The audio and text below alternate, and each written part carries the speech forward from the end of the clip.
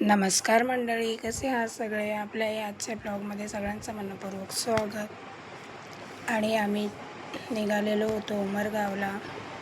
मी मागच्या ब्लॉगमध्ये सांगितलं होतं त्याप्रमाणे.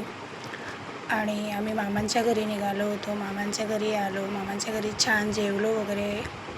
आणि त्यानंतर त्या दिवशी संकष्टी होती, म्हणून म्हटलं की गणपती बाप्पाचं दर्शन घ्यावं. पण रस्त्यात आम्हाला एकही गणपती बाप्पाचं मंदिर लागलं नाही. पण मामांच्या घराच्या पुढे एक महागणपतीचं मोठं मंदिर होतं. आणि हे मंदिर खूप जागृत देवस्थान आहे. असं म्हणतात की इथे मागितलेली इच्छा पूर्ण होते. खूप लांबून इथे भक्तगण येतात आपल्या इच्छा पूर्ण करण्यासाठी. आणि बऱ्याचशा लोकांच्या इच्छा इथे पूर्ण झालेल्या आहेत. त्यामुळे संकष्टी असल्या कारणामुळे आम्हीसुद्धा मंदिरात आलो होतो दर्शन घ्यायला. हा मंदिराच्या मागचा भाग आहे. तुम्ही बघू शकता, हे मंदिर खूप जुनं आहे आणि पूर्ण लाकडाचं आहे. वरती पण बघू शकता तुम्ही, पूर्ण लाकडीचं काम केलेलं आहे. आणि मंदिर खूप सुंदर कलर केलेला आहे. आणि हे आहे गणपती बाप्पा.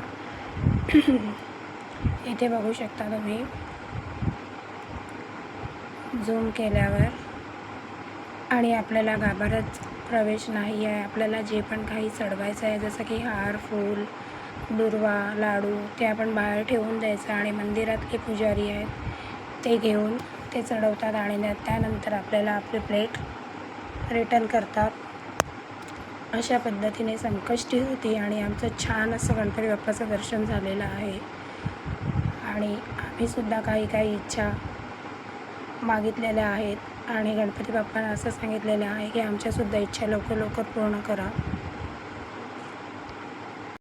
गणपती बाप्पांचं दर्शन घेऊन काही वेळाने ध्यान करून आम्ही निघालो. पण जसं आम्ही निघालो तसंच पाऊस खूप जोरात लागला होता. त्यामुळे आम्ही पुन्हा मंदिरात थोडा वेळ थांबलो होतो.